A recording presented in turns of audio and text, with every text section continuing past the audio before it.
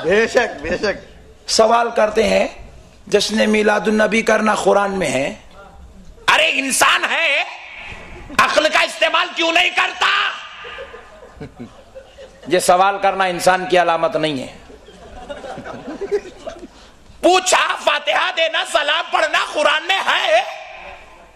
हमने जवाब दिया कैसी नादानी करता है नादान। कुरान तो खैर कुरान ही है, नमाज को ले ले। नमाज शुरू होती है फातिहा से, अल्हम्दुलिल्लाहि रब्बिल आलमीन।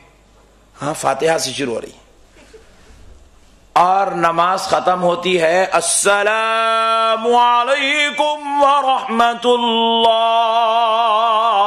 सलाम पर।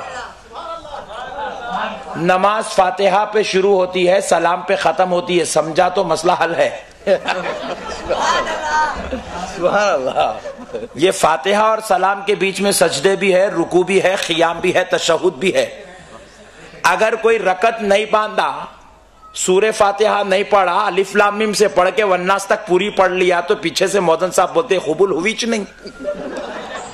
फातिहा नहीं पढ़ा ना, कुरान पूरी पढ़ लिया, फातिहा नहीं पढ़ा, नमाज नहीं होती। अब पूरी नमाज में पूरी कुरान तो पढ़ लिया, अस्सलामु अलैकुम बगैर बोले के बाहर निकलना चाहा तो निकल नहीं सकता। पॉइंट नोट किया जाए। खुदा का बनाया हुआ कानून है, रब ने ऐसा कानून बना दिया, कहा सजदे बीच में, रुकू बीच में, तशहुद बीच में, तस्बीहात बीच में, कुरान बीच में, फातिहा पहले सलाम आखिर में, ताकि नमाज फातिहा से शुरू हो और सलाम पे खत्म हो जाए। प्यारे बुजुर्ग और दोस्तों, कुर्बान जाओ, अक्ल होती तो हमारी तरह समझ जाता। एक मसला जहन में आ रहा है, सुना देता हूं। एक साहब बोले, मुल साहब आप लोग तो पूरे खाने को पैदा हुए। मैं नहीं समझा था कड़पा का माहौल इतना बेहतरीन है, आप लोग तो जिंदा कौम है। प्यारे बुजुर्ग और दोस्तों, अब शरारत में थी वो जुमले, तो मैंने भी मोहब्बत में जवाब दे दिया, जी हाँ मियां, खाना खूब खाना जन्नतियों की अलामत है। सुभान अल्लाह। अरे कामल साहब, नई टेक्निक बयान कर दिया। बोले जैसा सवाल वैसा जवाब, आप कुरान हदीस नहीं पूछना बीच में। बोले मुल साहब, अब तक तो हम सुने थे कि जो नमाज पढ़ता है वो जन्नत को जाता है, जो रोजे रखता है वो जन्नत को जाता है, जो हज करता है वो जन्नत को जाता है, और आप कह रहे खाने वाला जन्नत में जाता है। तो मैंने कहा बेशक नमाजी, आबिद, जाहिद, मुत्तकी, परहेजगार तो जन्नत में जाएंगे, साथ में खाना खाने वाले 11वीं का खाना, 12वीं का खाना, रजब के कुंडे, मेराज का खाना, शबे कदर का खाना, पूरों की फातिहा खत्म हो जाए तो फिर अपने दादा की, फुप्पा की, खालू की, मामू की फातिहा का खाना, ये जो लोग खाते हैं यही लोग जन्नत में जाते हैं। पूछे मुल साहब वो कैसा? तो मैंने कहा देखो, यहां तो नमाज पढ़ रहे हो, जरूरी है, मगर जन्नत में नमाज पढ़ोगे? थोड़ी देर सोचो, आप अकल वाले हैं, जवाब दे दिए। आप इंसान जो ठहरे, आप जवाब दे दिए, लेकिन वो जवाब नहीं दिया, तो मैं उसके जवाब लेने के लिए पूछा, जरा जन्नत की मस्जिद का नाम तो बोल। जन्नत की मस्जिद में जो खतीब साहब जुम्मे की नमाज पढ़ाएंगे, खुतबा देंगे, उनका नाम तो बोल। जन्नत के अंदर जो अजान होगी, अजान के कलिमात कैसे होंगे, अजान देने वाले मुअज्जिन का नाम क्या होगा। फिर जन्नत में सूरज नहीं होगा, तो सूरज डूबने से पहले फजर पड़ेगा या बाद में? टेंशन में पड़ गया।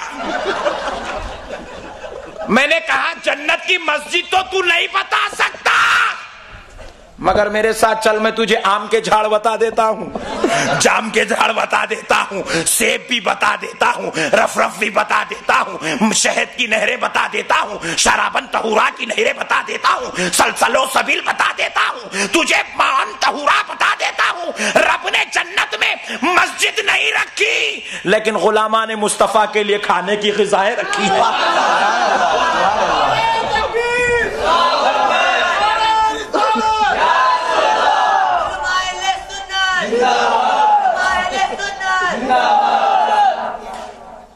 तो मैंने कहा इसीलिए हम लोग प्रैक्टिस करते हैं।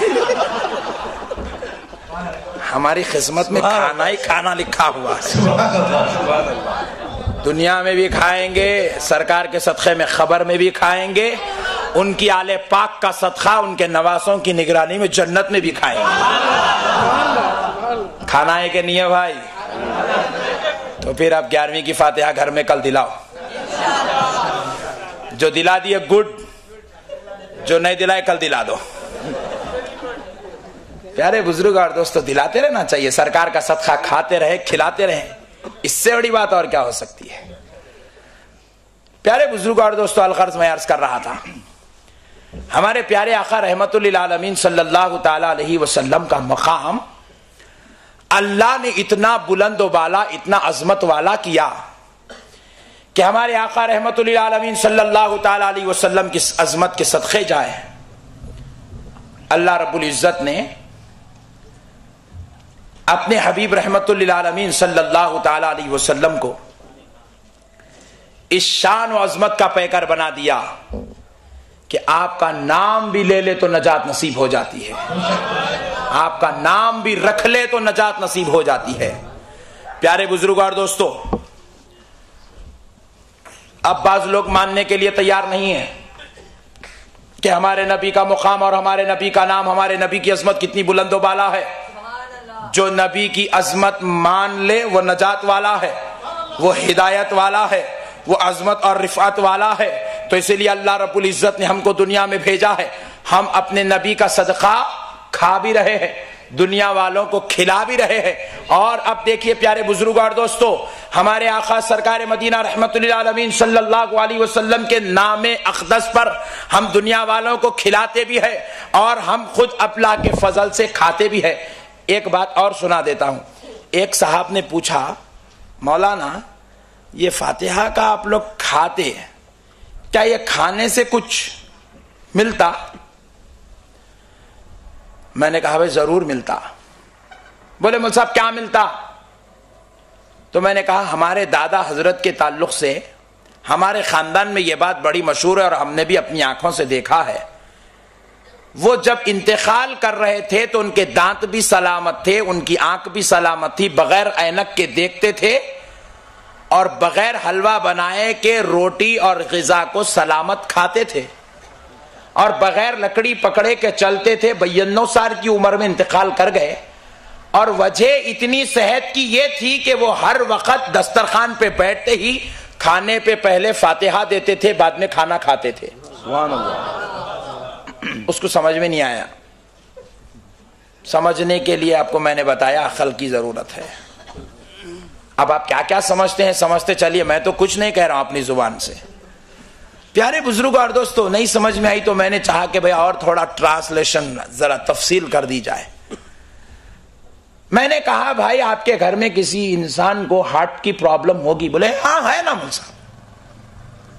मैंने कहा किसी को कैंसर की बीमारी भी होगी, दूर दूर किधर ना कहीं कुछ ना कुछ तो होगा? बोले हाँ है। मैंने कहा किसी को किडनी प्रॉब्लम भी होगी? बोले जी हाँ है। मैंने कहा आपको भी कभी सर में दर्द हुआ होगा, आपको भी कभी बुखार आया होगा, कभी अलील थे होंगे? बोले बहुत जबरदस्त आमद साहब, अल्लाह का शुक्र है बच के आ गया। तो मैंने कहा जरा बताइए, जब आपके खानदान और कबीले वाले बीमार होते हैं, चाहे वो प्रॉब्लम हार्ट की हो या किडनी की हो या कैंसर की हो, तो क्या लेते हैं? बोले गोली। मैंने पूछा इतनी बड़ी होती है या इतनी? बोले इतनी। मैंने पूछा वो कौन सी कंपनी में बनती है? बोले जी पुल्ला रेड्डी। जी पुल्ला रेड्डी फार्मेसी में इतनी गोली बनती है, इतनी खा लिया तो हार्ट की प्रॉब्लम सॉल्व। पेट गैसेस से फूल गया, इतनी गोली डाल लिया पूरा नॉर्मल हो गया। अरे वाह। पुल्ला रेड्डी फार्मेसी में बनने वाली गोली को खुदा ने बनाया? बोले नहीं मुल्क साहब, डॉक्टर्स बनाते। क्या बातें कर रहे हैं आप? बोले डॉक्टर्स जो गोली बना दे वो इंसान को रात में अगर खाकर सो जाए तो बीपी को नॉर्मल, शुगर को नॉर्मल, दिल को संभालते हैं, खून की दौरानी को बराबर करते हैं, कैंसर को बढ़ने नहीं देते। मैंने कहा नादान जरा सोच, जी पुल्ला रेड्डी फार्मेसी में अगर कोई डॉक्टर्स बैठकर एक गोली बनाते हैं, वो एक गोली अगर इंसान को संभाल सकती है तो पता ये चला कि काफिर डॉक्टर्स के हाथ में ये कमाल आ गया कि वो मरने वाले इंसान को बचाने की सलाहियत रख रहा है। एक डॉक्टर 5 साल का तालिबे इल्म अगर MBBS कॉलेज में गुजार ले तो उसमें इतनी खुव्वत आ जाती है, इतनी सलाहियत आ जाती है कि वो अपनी फार्मेसी में बैठकर जो गोली बना लेता है, जो कैप्सूल्स बना लेता है, जो टॉनिक बना लेता है, वो इंसान के लिए जीने का सबब बनती है। तो मैंने कहा नादान, फिर तो तुझे मानना पड़ेगा फातिहा का खाना शिफा का सबब है, क्योंकि जीपुल्ला रेड्डी फार्मेसी में किसी काफिर का इल्म काम कर रहा है, यहां फातिहा में कुरान वाला इल्म काम कर रहा है, अल्लाह वाला इल्म काम कर रहा है, जन्नत वाला इल्म काम कर रहा है, मुस्तफा वाला इल्म काम कर रहा है। खुदा की जुबान से जो कलाम निकला वो अगर फातिहा पे पढ़ दे तो मुझे कहने दे अब खाने का दाना नहीं रहता, बल्कि गोलियों से ज्यादा असर वाला हो जाता है। नारे तकबीर, नारे रिसालत, उलमाए अहले सुन्नत। इसलिए प्यारे दोस्तों, फातिहा देने में शर्माना नहीं चाहिए। फातिहा देने में कभी नहीं शर्माना चाहिए, क्योंकि वह अल्लाह का कलाम है, उसके अंदर बरकतें हैं, उसके अंदर रहमतें हैं। सूरे फातिहा, पूरी फातिहा को तो छोड़ दीजिए, जल्दी में भी हो तो कम से कम सूरे फातिहा तो पढ़ लेना चाहिए। सूरे फातिहा के 20 नाम मुफस्सिरीन ने बयान किए, 20 नाम, कि इसको सूरतुल फातिहा भी कहते हैं और सूरतुश शिफा भी कहते हैं, कि ये फातिहा वाली सूरत किसी खाने पर पढ़ी जाए तो खाना शिफा बन जाता है। प्यारे बुजुर्ग और दोस्तों, किसी शय पर पढ़ दी जाए तो वो शय शिफा बन जाती है। अगर किसी में बरकत के लिए दुकान की ओपनिंग हो रही है,